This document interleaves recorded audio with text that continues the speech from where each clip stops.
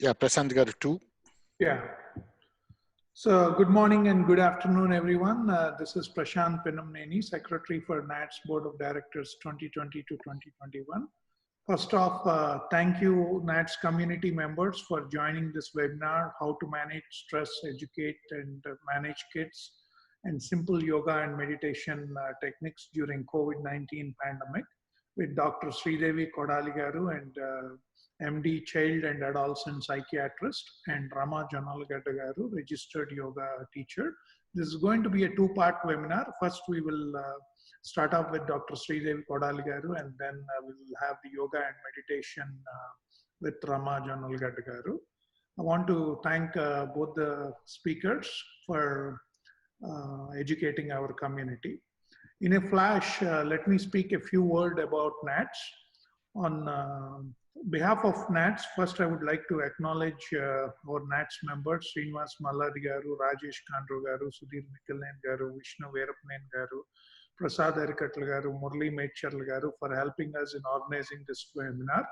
And a big thank you for our leadership team, NATS Chairman Sri Rapsani Garu, NATS Vice Chairwoman Adna Ganti Garu, NATS President Srinivas Manchikalpudi Garu, Immediate Past President Chairman Srinivas Kuttikonda Garu, and Dr. Madhu Korpati Garu, who has been endlessly serving the community during this crisis. A quick note about NATS. NATS is a non-profit organization for Telugus in USA. The primary objective of NATS is mainly service. We address the needs and concerns that affects daily lives of Telugu people. We do provide social, financial, educational support for the community. So if you come across anyone who needs any help, please have them reach out to helpline@natsworld.org or 732-444-2121. We do conduct a lot of webinars, and all these webinars are recorded and uploaded at natsworld.org webinars. So delays aside, Sridevi Kodali Garu did her medical degree from Rangaraya Medical College and residency in psychiatry and fellowship in child and adolescent psychiatry from Wayne State University, and she is board certified. She also has her private practice in Livonia, Michigan from the past 25 years. I would like to hand over to Dr. Sridevi Garu to educate our community regarding stress, handling anxiety, and educating our children during COVID-19 crisis. Hello, hi. Can you see me and hear me? Yes, we are good, Andy. Please go ahead. First of all, thanks to North America Telugu Society for giving me this opportunity to do this presentation. And I will be doing a short presentation on this topic, and I will leave time open for questions, answers, and discussions at the end. Please note that the information being provided in this webinar is for educational purposes only, and do not take it as medical advice. NATS or speakers at this webinar are not liable if this is taken by you as medical advice or trying at home without professional instructor assistance. So first of all, the definition of a pandemic is an outbreak of a disease that occurs over a wide geographic area and affects an exceptionally high proportion of population. And the last pandemic we had was the Spanish flu in 1918. That was a significant one that affected 1/4 of the world's population and killed nearly 17 to 50 million people all over the world. And I was doing some research about this, and interestingly, our leader Mahatma Gandhi ji also contracted this virus and survived, and that was a great thing. And currently we are dealing with the COVID-19 that has affected more than 2 million people so far and took about 150,000 lives away. The other pandemics that are worth mentioning that the world faced are smallpox, tuberculosis, and AIDS. Smallpox was eradicated completely in 1979 because of vaccination, and tuberculosis and AIDS still affect more than 500,000 people every year worldwide. Managing the mental health and well-being during these challenging times. Keeping a regular regimen with limit setting on work schedule and staying connected with people helps. This would be the time to maintain a routine in life with waking up, stretching, taking care of kids and pets, breakfast with family if you can, then start the work. Also, take breaks at works and shut down work at a fixed time and having family time again at dinner and calling friends and family to stay connected. And maintaining personal hygiene is very important with washing hands thoroughly for 20 seconds and maintaining distance from others when you're outside the house, wearing masks, covering coughs and sneezes, and stay home if you're sick. And keeping the immunity strong with enough rest at night, taking balanced meals, taking your vitamins, and drinking enough water. Make sure you do these things. And physical activity, I cannot emphasize how important it is. This is helpful not only physically, but mentally. It can be stretching, walking, running, jumping jacks, planks, anything that works for you. Go out and get some fresh air every day if the weather permits. I sometimes give it as a prescription to my patients that walking 20 minutes a day is good for your mental health along with medications. And during these difficult times, it's even more important. And limit the media time, avoiding continuous exposure to media and news that may trigger stress and anxiety in people. At the same time, staying informed on the latest updates from reliable sources like CDC or WHO, and engaging in group activities such as Google Hangouts to exercise together or house party with friends, etc., and avoiding isolation and loneliness. And making sure to do activities that make you happy, and sharing things with coworkers or friends can bring you happiness too. And decluttering your mind is very important, and this is important as exercise for body. And redirecting by yoga, meditation, breathing exercises, listening to music, or reading books. Sridevi, sorry to interrupt you, and I just want to make one quick announcement. Dear all participants, please feel free to type your questions in the Q&A chat box. Once this is done, I will start asking those questions. Go ahead, Sridevi. Okay. Music is great for relaxation or picking up your mood. Maybe a great time for you to pick up some of your hobbies and passions that you always wanted to do. For example, a friend of mine is writing one poem every day and sharing with his friends. And another friend sings songs and posts them in our group media when we request her to do. And that's a great way to relax on both parties, the doers and the listeners and readers. Reading those or listening to those makes you feel closer to them when you're physically far away from them. And do not neglect your physical or mental health, and continue your medications as prescribed by your doctors, and keep the visits going and keep your appointments with your doctors. And most of them are doing telehealth these days, and they are pretty safe and effective. This would also be the time to enroll for automated prescription refills at the pharmacy and have the medications delivered to your house if they have that option. And getting help if you're sick. Any symptoms are happening, contact your physician right away and use symptomatic treatment. And don't neglect, and no need to feel shame or guilt if you do end up getting sick with COVID-19. No need to panic, and get proper help. Avoiding tobacco is very important. You are prone for lung diseases if you are a smoker, and your risk increases to get serious problems with COVID if you were to contract it. This would be the time to cut back or even quit. And using alcohol as a coping mechanism is not healthy. Drinking excessively in front of children and family is not setting a good example. It can lead to marital problems, withdrawal symptoms, and can lead to abuse, neglect, and violence in the family. And using moral compass or spirituality, that can also bring comfort. If you believe in prayers, please do them. I know several groups of prayers and chantings that people do regularly, and it helps them to practice spirituality. And helping others in need, such as an elderly neighbor or a friend to bring in their groceries or pick up their prescriptions from the pharmacy. And helping others usually makes us feel good. A friend of mine recently ran a food drive giving lunches to kids. And another friend did a drive providing coffee and snacks from Starbucks to nurses and doctors, the frontline workers at the Detroit hospitals. And Finally, knowing what is a typical stress reaction and what is not a reaction. You know yourself and you know your reactions to stressful situations and what helps you and what doesn't. So follow your gut. We cannot change the situation, but we can manage the impact that the situation has on us. Also, keep positive thinking going. When you feel stressed out or feeling down, try to write down the positives in your life and what you're thankful for. And prayer of serenity helps. Change the things that you can, accept the things that you cannot, and wisdom to know the difference.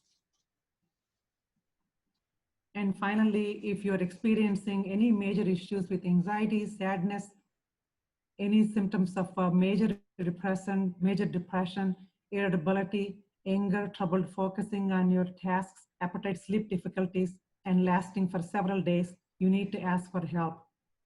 Contacting your primary care doctor is one of the best ways, and they have referral sources to see a mental health professional.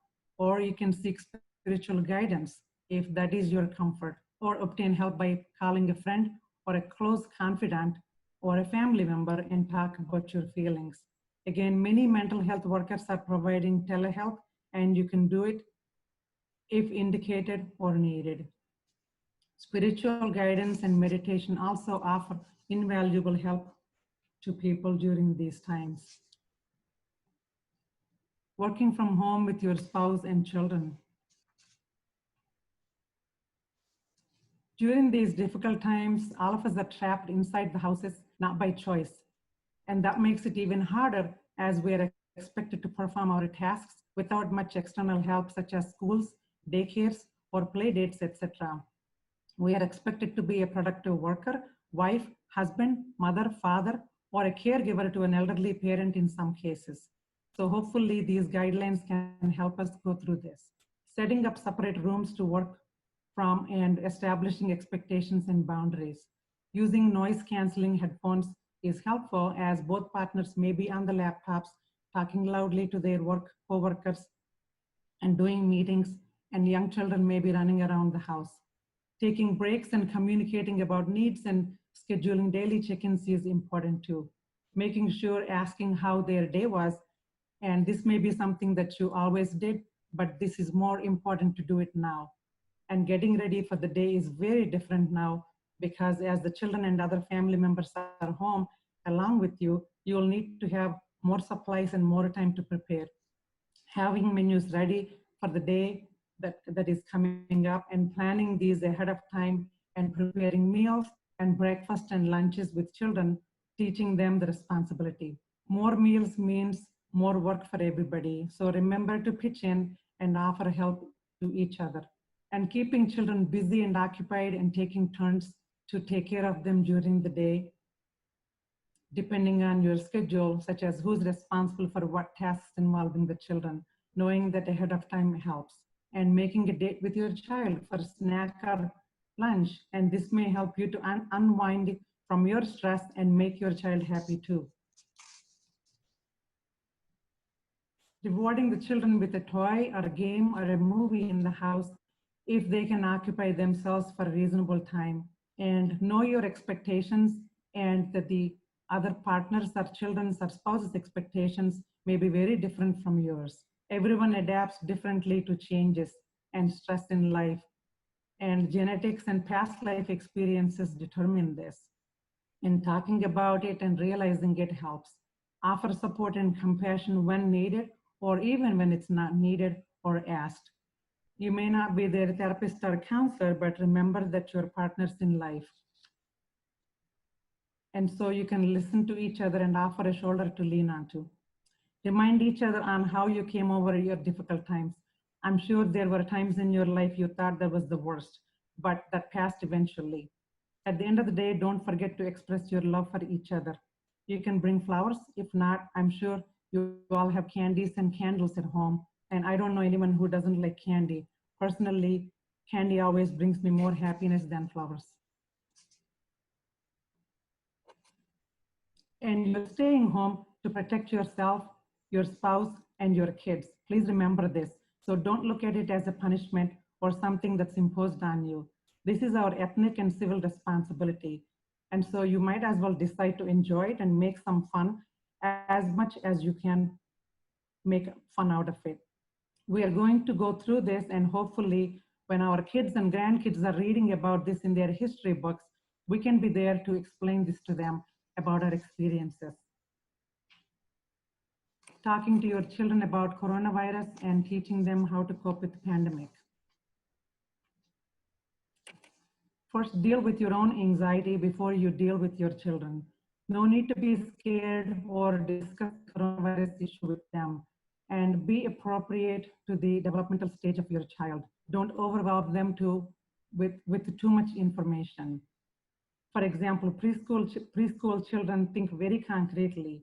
So you may try explaining something like coronavirus is a new germ and it can spread from person to person and they can get sick. And school-age children from 6 to 12 who understand actions and consequences with some reasoning, you can explain by saying new germs spreading from person to person, and most people are mildly sick, but some people are getting seriously sick. And doctors and scientists are working on medications and vaccinations, but this could take some time, maybe several months or a year. And if you have teenagers at home, asking them what they already know or what they heard and where they heard and what do they already think about it. If they have any questions, and talk about the spread, precautions, and treatment options and research that's going on. They may be able to engage in discussions with you. Look for the cues from them and reassure and keep the communication open.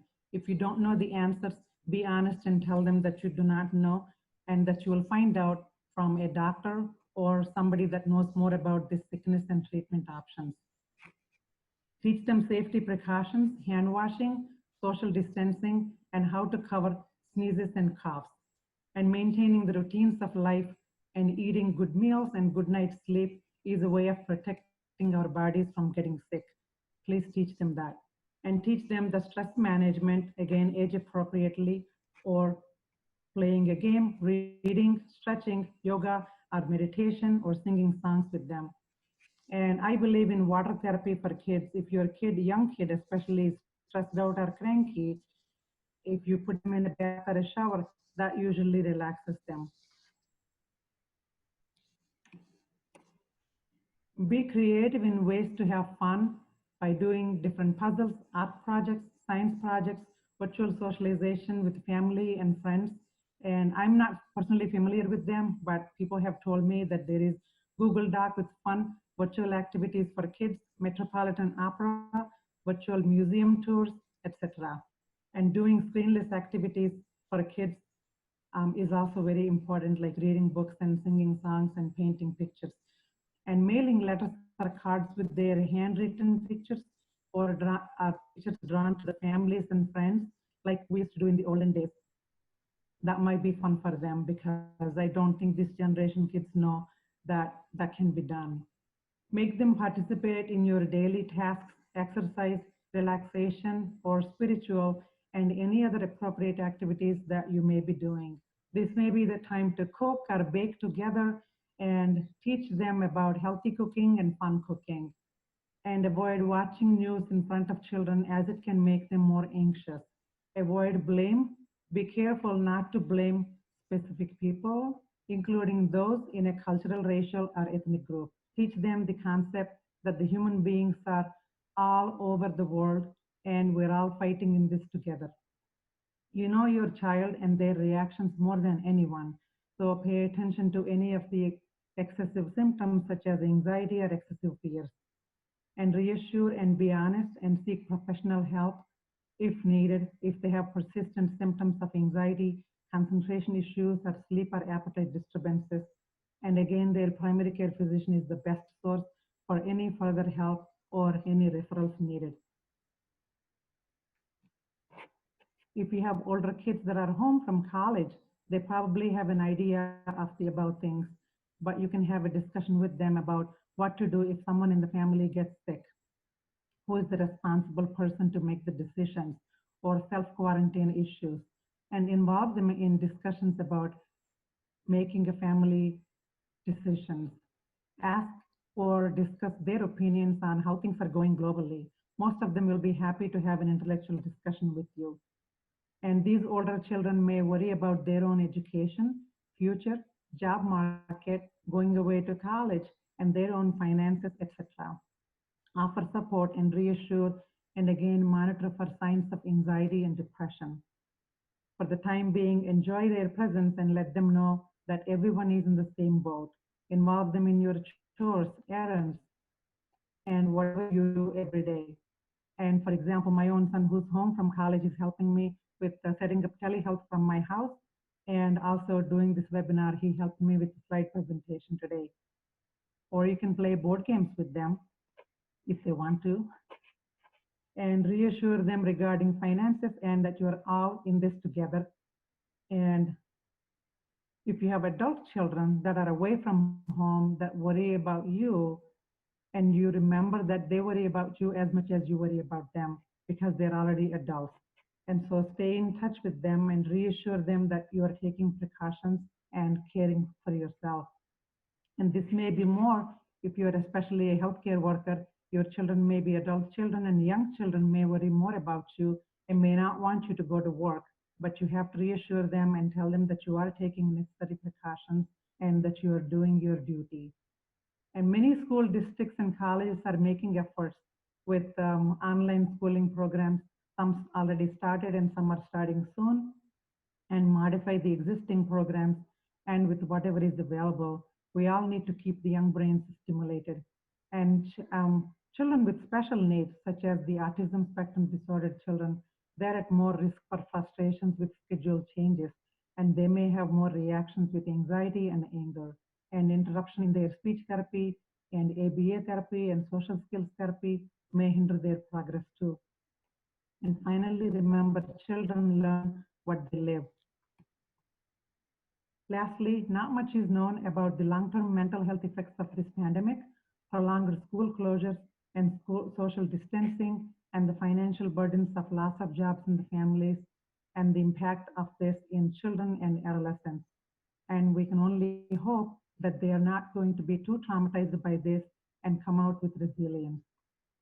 As far as the adults are concerned, we are already seeing the stress and anxiety about the current situation and the long-term effects of loss of jobs and financial burdens.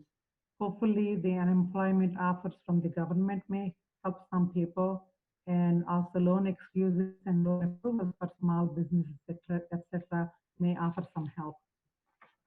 Finally, fun slide. And you can make this non-alcoholic with lemons and salt. Finally, this too shall pass, and just hang in there. Thank you. Thank you, Dr. Sridevi Garu, for educating us. There is a lot to cover from those slides, and thank you for covering all those. Now, I would like to have the question and answers session for the next 20-25 minutes. All community members, please type your questions, and thank you for wonderfully explaining stress. Stress is normal part of life. I mean, it would be an overstatement if we say that there is no stress.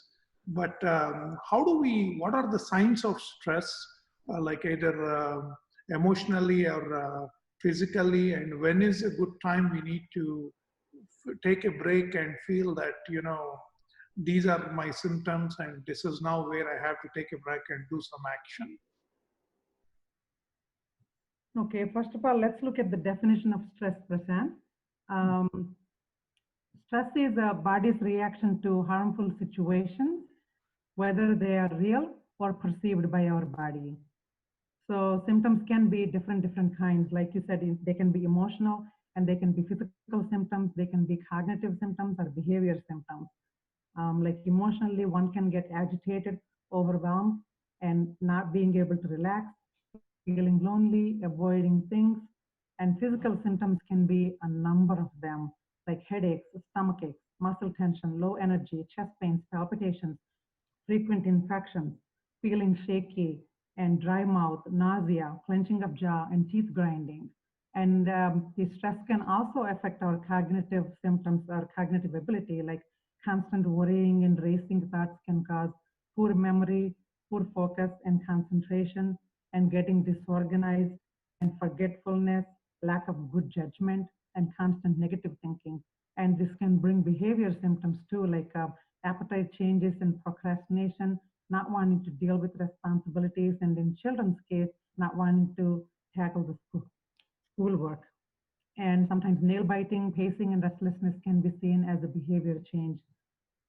And all these symptoms can affect us in the long run. A lot of physical problems can happen, and a lot of emotional problems can happen as a result of this stress. Chronic stress can cause physically hypertension, obesity, cardiac problems, and it can affect many organs in the body. And similarly, psychologically, it can cause anxiety and depression in people. So when to intervene and when to realize that this is causing problems. When a person is not able to perform what they're usually able to perform, it is interfering with their functioning at work or interpersonal relationships, or it is interfering with their bodily functions. That's when you need to seek professional help and either go on medication or psychotherapy, counseling, whatever is needed. And also practice all the other things that we talked about, physical exercise and keeping body in shape and mind in shape, doing relaxation techniques, breathing techniques, yoga, all those things help, along with spirituality and religion. Sure. Thank you for answering those. When we hear the word stress, most of the times we think of it as a negative way, but there is also a positive side of having stress. So stress primes them to be at their best. And sometimes when we are stressful, we go the extra mile in achieving better results and brain processing speed. Can you enlighten us on the good side of this stress, please? Yeah. Some anxiety is needed for all of us to achieve things in life. Without feeling anxiety or without feeling some stress, one would be not accomplishing things. So how to draw the line? I mean, the drive is the one that keeps us going. Most of us that are high achievers know what regular anxiety is and how important it is to feel the anxiety, to study well, to perform well at work, or to do the best of whatever you're doing at that minute. But when it is interfering with your functioning is when treatment is needed or intervention is needed, though. Sure. So I don't know if I answered your question. No, you did. Thank you. And now let's talk about how the stress impacts kids. Mainly, I look at kids as maybe three different segments: toddlers and middle-aged kids and teenagers. Um, I have been, some of the questions are being answered on teenage kids. Starting off with them, they're worried that they're not able to go for the social gathering environment. Some of them are also concerned that they missed all the important ceremonies in life, and some are concerned they just got admission into college. Would they have to continue this online education remotely? So how would, as a parent, we need to guide them starting off with the teens in avoiding social gatherings, avoiding cancellation of ceremonies, and in case if they have to continue doing their education from home for maybe next 6 months or 1 year, how do we console them? It's a very difficult situation and a unique situation that they're going through. As adults, we can rationalize things, but kids have more difficulty understanding and internalizing this because this is once in a lifetime thing for them, graduating from high school or having a 16th birthday party or graduating from college or going away from home and starting college. These are all the events that they've been looking forward for a very long time in their life. It is a long time for them, even though it is only a year or two. So offering support when it is needed and telling them that, this is a painful and very sad situation. Nobody expected it, and this is not fair, actually, and that they're missing all these things, and listening to them and agreeing with them. And everyone is in the same boat, and let's wait and see. And one semester at a time, but we do have difficult times ahead of us, and we all know that. the bright side is that if we didn't have access to the internet and the opportunity to do it remotely, like 25 years ago, we would never be, doing this again, or we would be losing more time and education and more lives too, actually. As far as the socialization is concerned, it is difficult. I think, kids are doing their own socialization by Zoom and other, I'm not familiar, whatever they do, Snapchats and FaceTimes or Facebooks. They do a lot of those things. So hopefully that is enough for them. And if it is not enough, I know recently that had planned a 16th birthday party and couldn't have it. Her mom invited one close friend and they stood on the driveway and spent about half an hour and sat at two different tables and ate dinner together, well, sort of together, but they were about 10 feet apart, and lit up candles and, cut the cake. So I guess, things can be done in modified way. We all have to compromise, and this is a great lesson for the kids to learn how to compromise in life when a calamity hits us. Thank you for a wonderful answer. I mean, I never thought of talking to kids and saying how we lived 25 years ago, and at least now in this crisis, they're in a better shape. They can at least continue their education without having any breaks. Coming back to the same question, a lot of younger kids and younger children or toddlers, how can, during this crisis time, how can we keep them away from addictions to TVs, iPad, or any other technology forms? You covered in your slides, but quickly, maybe in less than a minute, I would appreciate if you can restate those. So it is difficult when both wife and husband are working and they have no daycare access. So we all depend on pushing them in front of the TV or maybe give them an iPad and say, play with this, when I'm finishing my meeting or talking to my coworker or, finishing this email or whatever we may be doing. It's easier said than done. But, the more they look at the screens, the more addiction, it happens. So taking turns between the wife and husband and getting on the floor, playing games with them, or, doing things with them like coloring pictures or coloring books and Play-Doh and, building things and Legos and playing with the cars, or getting outside for a bike ride, even if it is only for 10 or 15 minutes. I guess all those activities and singing songs with them, reading a book, and having them learn maybe a new thing every day and ask them what they're interested in. But it is a very difficult time. We are going to depend on media to some extent during these difficult times. Thank you. And not only this, a lot of even adults get addicted to having overdose medications or getting addicted to alcohol, or if they have smoking habits, smoking more than normal because they feel like they're stuck in their house. As an adult, how can we overcome these addictions, and what are your response on how they can tackle that?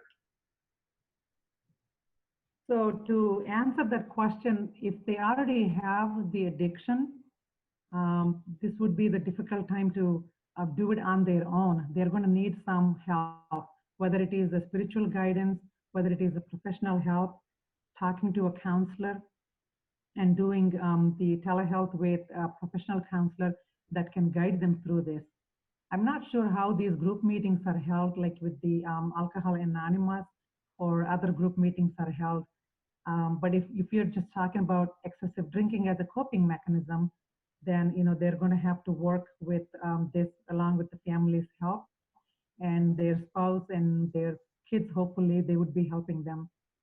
And the family is the one that you have to rely on as for your support during these difficult times. Sure. Thank you very much. Can you also please enlighten us about post-pregnancy depression, which many of them may not know that they are going through it? How do we make them feel better? So the postpartum blues are very common that most women go through. And if something is lasting more than 4 weeks at a time, and if the symptoms are happening with more intensity, and they are lasting a longer time and interfering with their functioning again. And if they are interfering with the bonding with the child or feeding process, or they're not able to take care of themselves or take care of the household work, that's when the professional help is needed again. There are medications can be tried and the psychotherapy can be tried.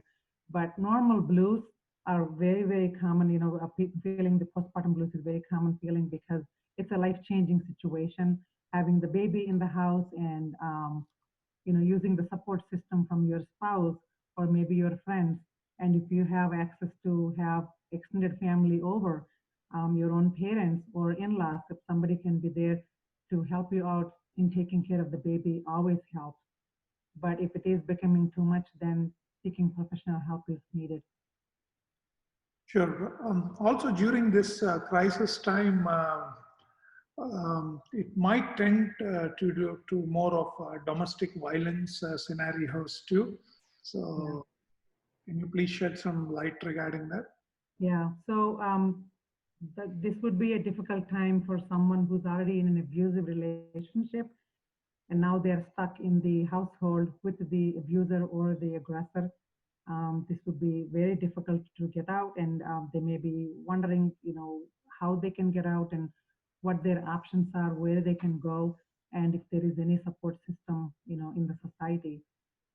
But in any situation, there are organizations locally that are in the city or in the state or national organizations or their own community organizations. Reach out to them and get help. And don't forget friends and family that are there to offer you help all the time. Sure. During this crisis, also the other tendency which might lead this is child abuse. It could lead to child abuse and neglect in the household because either the parents are preoccupied with their work, or maybe they are preoccupied with the loss of job and loss of income, and they're too depressed or anxious to care for the child. That can be the negligent situation. Or if there is already an abusive situation going on, the child have no outlet. They're not in school. They're not getting out to be with the friends or do anything, and they're constantly with the abusive parent in the household situation. That would be a very difficult, and this is the time that the partner has to jump in and you know, set the limits and maybe reach out for help and take care of the child. Unfortunately, that would be a bad cycle that goes on in that household. So how do we handle if one of our family members or kids, they're addicted with their cell phones, always texting or, you know, watching on the social media? What remedies would you suggest to have the cell phone addiction reduced? Well, are you talking about the COVID-19 or in general? In general, I mean, it's a question asked by one of our community members. He has been noticing his family members and kids are spending more time on their cell phones. How can they get relieved from this cell phone addiction? Okay, so with any addiction, I think abstinence is the answer. But in children's cases, they need the either the cell phone or the laptop or the iPad sometimes to do their work. So keeping a close eye on them and having them use these appliances in public places, like where the parents are supervising them, and having the screen towards them, actually not facing the kid, but, you know, a parent, and setting the limits on their timings. And if it comes to that, then I think you guys have more knowledge about shutting the internet, or, you know, setting some limitations on putting parental restrictions on the websites, etc. That can be done. And if it is needed, take the cell phones away from them if they are using and not following the rules. And sometimes, you know, using the reward system can be helpful with younger children. Using the cell phone is only for something, and if you do this, then I'll give you the cell phone, but only for an hour or two, that kind of stuff. So just now I got a text from Dr. Madhu Korpati garu suggesting that some restaurants, they're asking to leave the cell phones outside. So he suggested that maybe we can also do the same thing at home. that, you put a time limit, no cell phones inside your bedrooms, or after 7 p.m. only head of the household can have his phone active and the rest all should turn it off. So Right.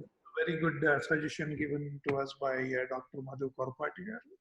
Having dinner together, having breakfast together, as you suggested, having date with the kids, maybe a snack date, or these all would definitely help.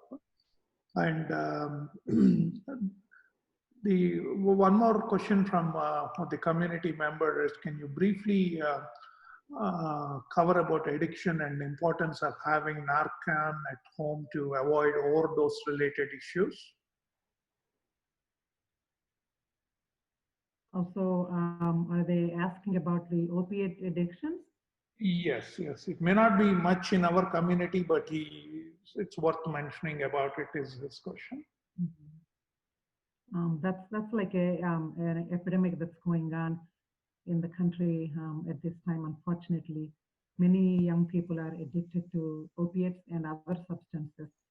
And I'm not a substance abuse specialist, but the addictions is entirely different from overdose situations. In an overdose situation, I think they need emergency help with the Narcan. I'm not sure if they can have it as a prescription or not, but I cannot answer that question. I'm not an addiction specialist, Sure. so I cannot answer that. But yes, but getting them definitely help with the treatment programs and enrolling them in treatment programs is the best option for them. Yeah, maybe it's only me, and this is coming from me. 10, 15 years ago, I had a taboo. When we say psychiatric, I always thought that it's a serious mental condition. That's when I have to go and see a psychiatrist. But lately, my perspective on this has changed. Can you enlighten us? Psychiatry is not about serious mental issues. You can always go and consult a psychiatrist for other addictions or maybe controlling your anger, etc. Can you shed some more light on that, please? Sure, yeah. About a fifth of the population have psychiatric problems, whether it is generalized anxiety or depression or substance abuse or other issues, anger problems or impulse control issues, and so on. You can always consult a psychiatrist about your symptoms, but there is a fine line where you draw what you're talking to the psychiatrist about. Most of the psychiatrists that I know practice medication issues. We do supportive work in the office, and we do offer some psychotherapy, but most of the psychotherapy is done by the psychologists and social workers. But when people come to see me about their anger issues or impulse control problems or substance abuse issues, or they may be having performance issues at school or at home, then I usually try to do the differential diagnosis and see if they are candidates for psychotherapy or if they need medications. And most of the times in teenagers and kids, the first thing I suggest is psychotherapy. Talking to a therapist and acquiring more coping skills and trying to deal with the stressful situations that are going on in their lives can solve most of the problems. But if they're not going away within a few months' time, and sometimes then we do the reassessment and see if they're candidates for medication. Thank you. And once again, we are very thankful for all the healthcare workers, pharmacy workers, every frontline workers. How can the spouse or parent of a healthcare worker cope up in this situation? Because the news has been bombarding with all the frightening scenarios constantly, way more than what we really need. And how could this lead to depression? And what are some tips you can give to the spouses or parents on how we cope up with this? Yes, like I said earlier, this is a very unique situation that nobody ever faced in our times of a generation. So they need reassurance from the healthcare worker. First of all, saying that yes, I am taking care of myself and I'm washing my hands and covering myself. And when they come home, they're not entering the house with the same clothes and they're taking showers and washing their whole body effectively, so they're not going to be spreading the germ. But if they're already infected with it, that they don't know that they are sick and they're coming inside the house, it's a good idea to keep the distance from them, from the family members. If you have younger kids, that's going to be very, very difficult to keep the young child away. But at least the spouses and the older parents do understand. And if you live in a bigger enough area, to keep the distance and sleep actually in separate bedrooms and keeping the distance and eat meals separately. That would be a difficult thing to do, but that's what we all have to do during these times. And reassuring them again, giving them the support and getting tested the minute you get sick and putting yourself in quarantine, all those things. So, thank you. I have a couple more questions, and I would like Dr. Madhukar Patigaru to also shed some light on this. The power of pets in reducing stress, do you recommend that? Yes. Well, don't get the pet right at this minute, but yes, having pets, and especially a dog or a cat, has been shown to improve the longevity of people actually. And people that live with pets have less cardiovascular diseases, they have less heart attacks and less stress symptoms, because pets are big stress relievers. And spending time with them, going out walks with them, they help. And they give you unconditional love. So that always helps. Okay, now I would like to hand over to Dr. Madhukar Patigaru. Can you please shed some light on this? Oh, thank you, Dr. Sridev Kodalgaru. It's a wonderful presentation, and I do appreciate your comprehensive review of the whole thing. So you are advising here, you're advising the men to start to learn to cook, clean, and wash dishes also. I see that. But I guess do that, I mean. Yeah, I think that'll make us use this opportunity to get close to the entire family and spend time together. The question about the healthcare workers, since I have seen a lot of younger nurses and younger intensivists and healthcare workers, what they do with the children is they advise children to have air hugs only. And most of the frontline workers are pretty much self-isolating themselves to stick to their own rooms, and as soon as they enter the house, they take shower, and when they're coming close to the other family member, they just wear a mask. Unfortunately, this is the way life has to be for the healthcare workers at this time. And other people, I think, as long as we maintain the safe distance of 6 feet, because WHO says 3 feet and CDC says 6 feet. The reason they said 6 feet is because the air droplets can fly up to 6 feet. So that's already proven. And then wearing a mask when you go into the public is the most important thing, and following the respiratory hygiene when you cough or sneeze into your shirt. And the bottom line is wash your hands with soap and water if you can, or even just fresh water. Give an opportunity for families, unfortunately, financial trouble. This is an opportunity to react with the kids and spend time with the whole family instead of the socialization and I guess whatever we call it, wasting time. Probably gardening is another thing that parents can do with children in the weekends, and FaceTime with family and friends as you suggested.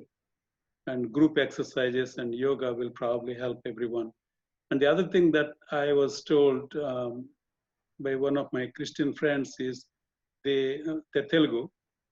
They said they get really a lot of peace after dinner time. They do chanting, I believe. So I guess we have so much of spiritual wealth. I think we can adapt to that also. That's a wonderful presentation again. Thank you so much. Before we hang, sorry to come back again, Sridev, one of the community member has asked, are telemedicine services available for out-of-state patients? lack of behavioral medicine doctors in general, and even fewer in Telugu community. So they would prefer if they can get some consultation with someone with a similar social background. Yeah, some of the mental health workers are doing this, including the psychiatrists doing the telehealth. I have not personally done it until now. Just 3 weeks ago, I adopted this, and I am trying to practice it every day. This is how I'm seeing patients. The beginning, first week or so, I was not comfortable seeing new patients. Honestly, I thought, how could anybody be seen on a computer screen and do the assessment? But I tried doing it, and it was doable. And the patients appreciated it, and I felt like I was comfortable doing it. And most states and have Indian Telugu psychiatrists and psychologists, so they may be able to find somebody within their local community that they can go see. But if they cannot, I guess that would be one of the options that they can choose a doctor that can do the telemedicine with them. Sure. Thank you, all the community members, for the wonderful questions, and thank you, Sridevi Garu, for patiently answering this. Thank you once again on behalf of NATS.